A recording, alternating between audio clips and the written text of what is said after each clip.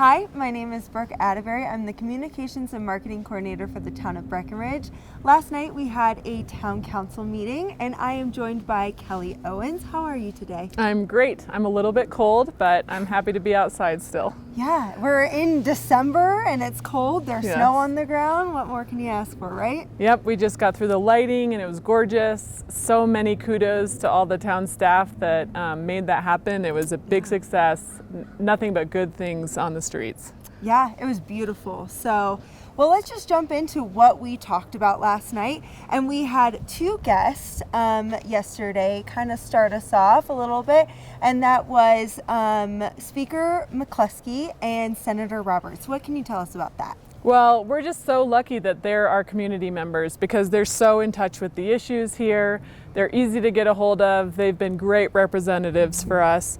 They gave us a little bit of a, background on some of the things that came out of the last session, which was January to May. And some of the things that happily didn't come out of that session as well. We did talk about the land use bill and some of the housing implications and the density implications that bill would have had. Luckily it didn't pass, but we know that something similar will come again, so we're just trying to keep that line of communications open. They also talked about the tons of good work that they're doing. They're buying down the debt for the school district, and that's the speaker's big passion is educational funding, and so we're also really excited to see what she can continue to do in our community for the schools. Lots of other things, but we're just happy to have that line of communication and we're lucky to have them. Yeah, it was great hearing from them. It was great to have that interaction with council and them. So awesome to see. Yeah. We're lucky. Next, we kind of talked about a new food and beverage delivery program. What can you tell us about that? Yes, so we're very early in the process and we're certainly going to have a lot of public engagement. So we're looking forward to talking to both restaurateurs and community members. But what we're really trying to do with this program is get some of the delivery trucks off the streets. Not just the streets actually, but also on the Riverwalk. We have a lot of delivery trucks that are, trying to come in the morning, but just due to weather and traffic, and they come all day long. And of course we want them here because our businesses need them. We want to be good partners. But at the same time, it's a mixing of backing up trucks and idling trucks and our pedestrians, as well as ski area traffic and just town traffic.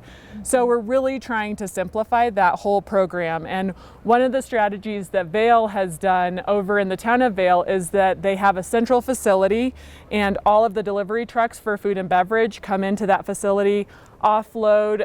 The vendors bring, everything from frozen goods to beer, liquor, wine, and then they even have some of the retail that also gets dropped off there.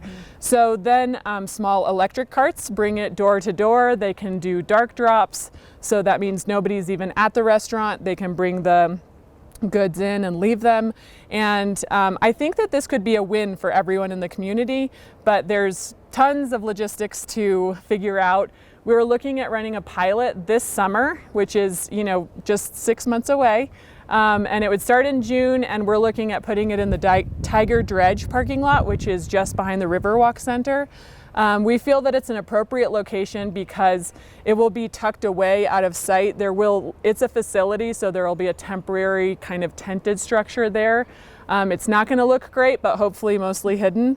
And like I said, it is temporary, and I think it's just a really important step to figuring out how to reduce traffic and just make things run more smoothly.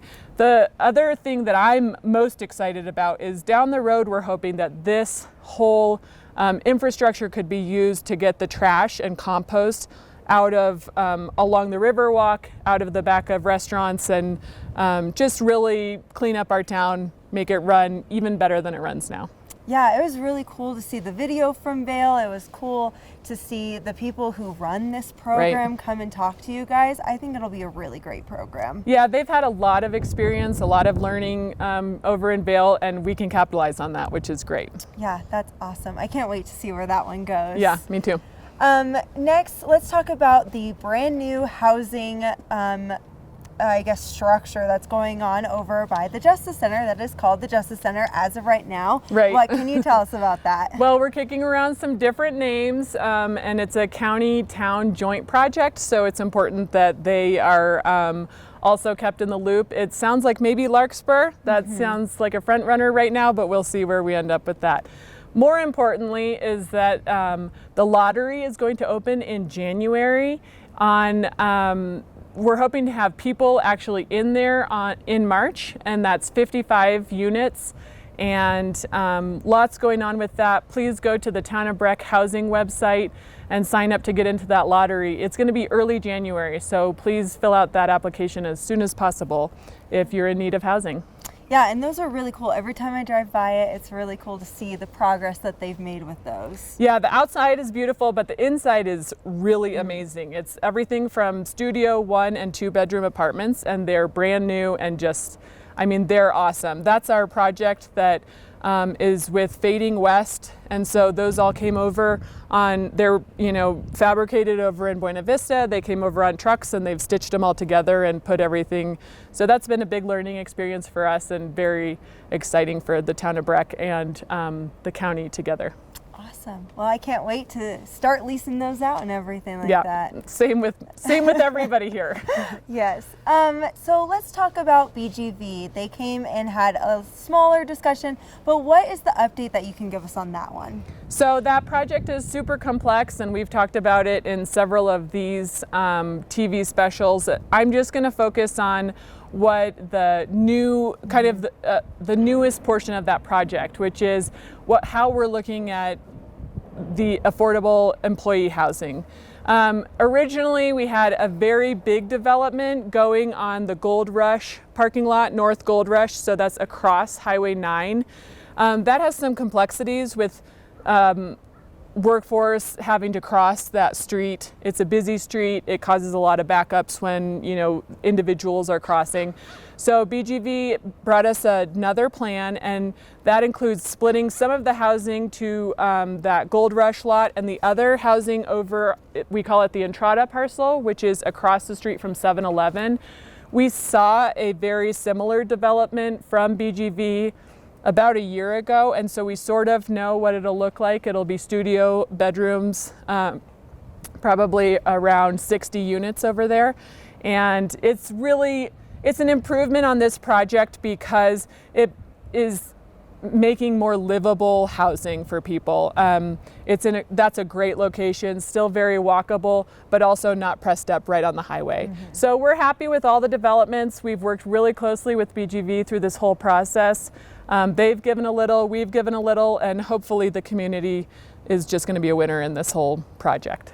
Right. Yeah, you guys have done a great job. BGV has done a great job on working with council's requests and everything like that. So I think it will be a really good project once it's done. Yes. We still have a few more, milestones to hit, and those, it sounds like, will come, I think, the second meeting in January, and then February we will have really fleshed out the whole development agreement. And so, we have a couple more milestones to pass, but we're excited about where we are. Awesome. Can't wait. Lastly, we had several of our committees, authorities, and commissions all have vacancies, and we had some appointments. What can you tell us about that? Yeah, so we are so lucky in this community. We have a lot of people who are very interested in getting involved, and they're qualified applicants. They have great backgrounds, lots of interesting input. And so we had some openings on the Equity Commission, and all 3 of those were filled last night, and we're very grateful for those who have served and are done, but also very excited about the new people.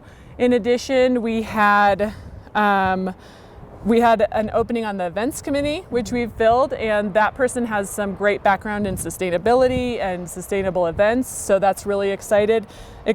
And then we had 2 openings on the Liquor and Marijuana Licensing Board, which have also been filled, and we just appreciate there's so many people willing to give back and help be a resource for this community. So thank you all for those of you who have served in the past, and we're excited about these in the future. Awesome. Yeah, they're all doing great work, and they just got to keep it up, right? Yes. Related to this issue, I did want to mention that we as a council are going to be putting something on the ballot in April that talks about getting 3 of these commissions to be, instead of temporary, they will be permanent commissions. That's equity, childcare, and events. The reason that they have been temporary is not ever that we thought they would, go away, but we wanted to be able to include perspectives beyond just the legal town boundary. And right now, the way our charter is framed, you can only be on a committee if you live in the town boundary. So in order to adjust that and make these permanent committees and commissions, we are asking the voters to just really educate yourself. The only reason we're making this change to allow more people to be involved is because we are a community that's greater than just this legal boundary of town of Breckenridge. And it would only affect those 3 commissions right now, going from temporary to permanent. And we think this is a real positive. So we're hoping that our voters will vote with us to support that change in the charter. Awesome. Yeah, that's great work as well. Well, thank you so much for your time, and thank you for your time last night and making all the great decisions. And thank you guys for watching.